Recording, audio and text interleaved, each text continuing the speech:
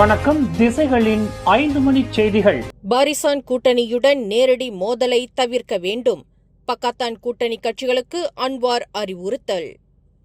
Johor மாநில தேர்தலில் Pakatan Harapan மற்றும் பாரிசான் நேஷனல் கூட்டணி கட்சிகள் ஒன்றுக்கொன்று எதிராக போட்டியிடுவதை தவிர்க்க வேண்டும் என்று பக்காத்தான் ஹரப்பான் தலைவரும் பிரதமருமான டத்தஸ்ரீ அன்வார் இப்ராஹிம் அறிவுறுத்தியுள்ளார். ஒற்றுமை அரசாங்கத்தில் இரு கூட்டணிகளும் பங்காளிகளாக செயல்பட்டு வரும் நிலையில் மாநில தேர்தலில் நேரடி மோதல் தேவையற்ற சிக்கல்களை ஏற்படுத்தும் என்று அவர் வலியுறுத்தியுள்ளார். பத்துப்பாஹாட்டில் நேற்று நடைபெற்ற ஜோஹர் பக்காத்தான் ஹரப்பான் தேர்தல் இயந்திர அறிமுக நிகழ்ச்சியில் உரையாற்றிய அன்வார், பக்காத்தான் ஹரப்பான் மற்றும் பாரிசான் கட்சிகள் ஒருவருக்கொருவர் எதிராக போட்டியிடும் நிலைமை தங்களுக்கு தலைவலியை உருவாக்கியுள்ளதாக தெரிவித்துள்ளார்.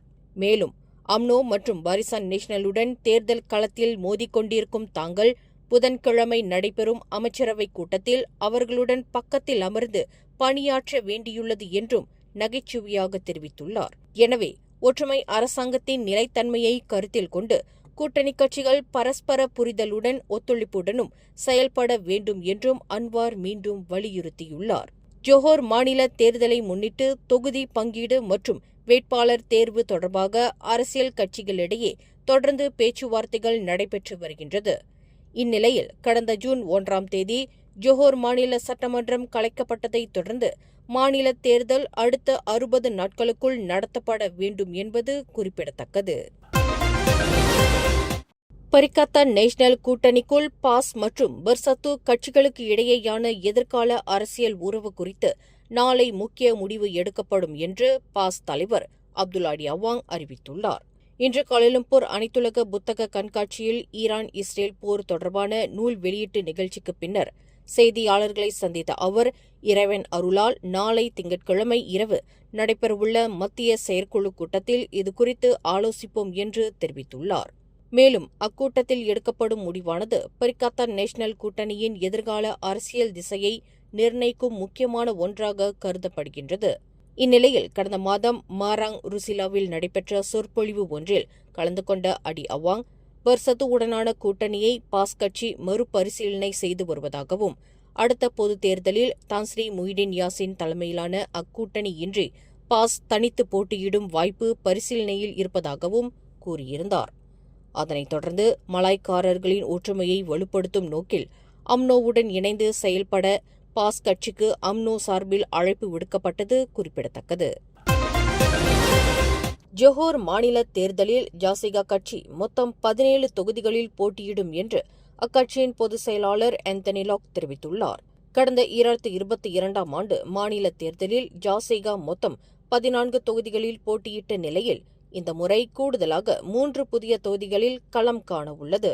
இதுகுறித்து செய்தியாளர்களிடம் பேசிய ஆந்தனி லாக், கடந்த 2022ஆம் ஆண்டு தேர்தலில் வெற்றி பெற்ற 10 தொகுதிகளையும் ஜாசிகா தொடர்ந்து தக்க வைத்துக் கொண்டு போட்டியிடும் என்றும், அப்போது தோல்வியடைந்த 4 தொகுதிகளான பெக்கோ, யோம்பெங், பாலோ மற்றும் புக்கன் நன்னஸ் ஆகியவற்றில் மீண்டும் வேட்பாளர்களை நிறுத்தும் என்றும் அவர் தெரிவித்துள்ளார். அதேவேளையில் இதற்கு முன்பு போட்டியிடாத 3 புதிய தொகுதிகளிலும் ஜாசிகா களம் காண உள்ளதாகவும் ஆந்தனி லாக் குறிப்பிட்டுள்ளார்.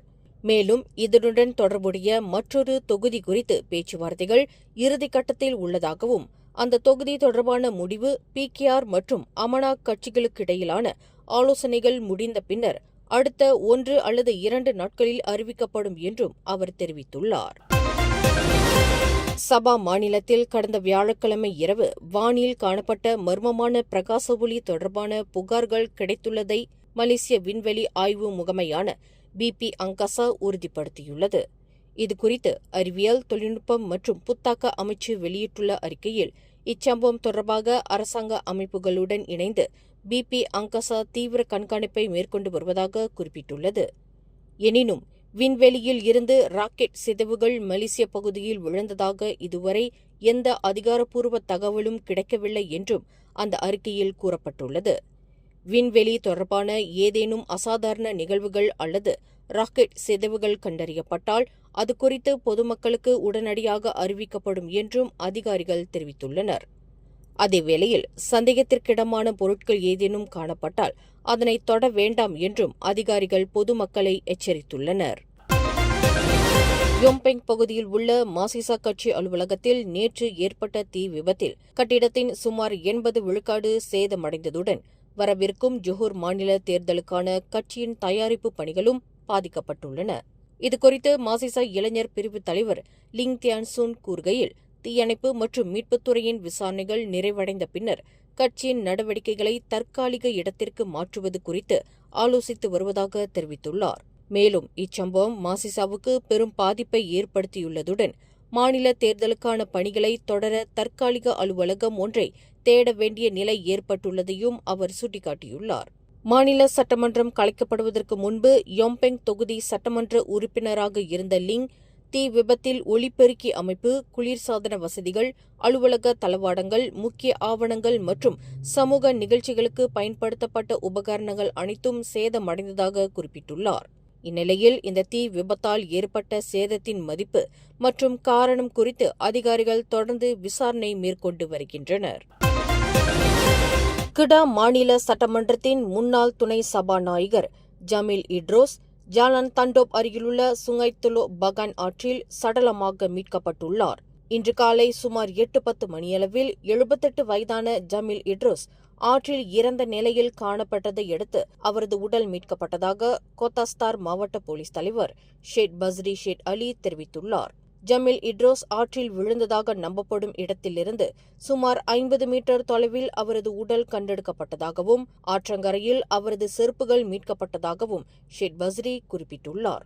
மேலும் ஜமீல் இட்ரோஸ் சுமார் 1 மாதத்திற்கு முன்பு மருத்துவமனையில் இருந்து சிகிச்சை பெற்று வீடு திரும்பியிருந்த நிலையில் அவருக்கு நீரிழிவு நோய், உயர் இரத்த அழுத்தம் உள்ளிட்ட நீண்டகால உடல்நல பிரச்சினைகளும் நுரையீரல் தொற்றுக்கு சிகிச்சை பெற்றதும் முதற்கட்ட விசாரணையில் தெரியவந்துள்ளது. கூனோங் பத்துபுதே பகுதியில் 2 வாரங்களாக தேடப்பட்டு வந்த மலையேற்ற வீராங்கனை ஜஸ்லிண்டா சலூடினை பாதுகாப்பாக மீட்ட ஒராங் அஸ்லி பூர்வக்குடி மக்களிடம் போலீசார் வாக்குமூலம் பதிவு செய்து வருகின்றனர். மேலும் ஜஸ்லிண்டாவின் உடல்நிலை சீராகும் வரை அவரது வாக்குமூலத்திற்காகவும் அதிகாரிகள் காத்திருக்கின்றனர்.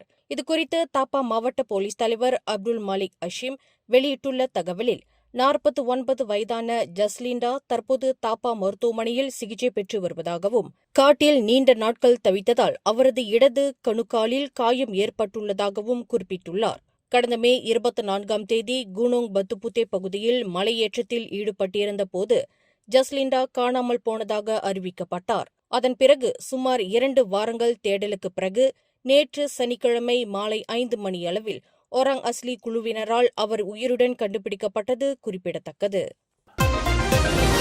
குவாந்தானில் உள்ள அம்பொன் அவ்சன் மருத்துவமனையின் பிரதான நுழைவாயில் பகுதியில் நேற்று காலை மயங்கிய நிலையில் காணப்பட்ட ஆடவர் பின்னர் உயிரிழந்ததாக பஹாங் மாநில சுகாதாரத்துறை தெரிவித்துள்ளது. உயிரிழந்த நபர் மருத்துவமனையில் சிகிச்சை பெற்று வந்த நோயாளி அல்ல என்றும் மருத்துவமனை ஊழியரும் அல்ல என்றும் தெரிவிக்கப்பட்டுள்ளது. இந்நிலையில் சம்பவத்தின் போது மருத்துவமனையின் அவசர சிகிச்சை பிரிவு மருத்துவக் குழுவினர் உடனடியாக அந்த நபரை பரிசோதித்ததாகவும், பரிசோதனையின் பின்னர் அவர் ஏற்கனவே உயிரிழந்துவிட்டது உறுதிப்படுத்தப்பட்டதாகவும் தெரிவிக்கப்பட்டுள்ளது. இதனிடையே உயிரிழந்த நபரின் அடையாளம் மற்றும் மரணத்திற்கான காரணம் குறித்து குவாந்தான் மாநில போலீசார் விசாரணை மேற்கொண்டு வருகின்றனர். மேலும் செய்திகளை தெரிந்து கொள்ள கீழே இருக்கும் பெல் பட்டனை அழுத்துங்கள். உங்கள் மகிழ்ச்சியை வெளிப்படுத்த லைக் மற்றும் ஷேர் செய்யுங்கள். தொடர்ந்து திசைகளோடு இணைந்திருக்க சப்ஸ்கிரைப் செய்யுங்கள்.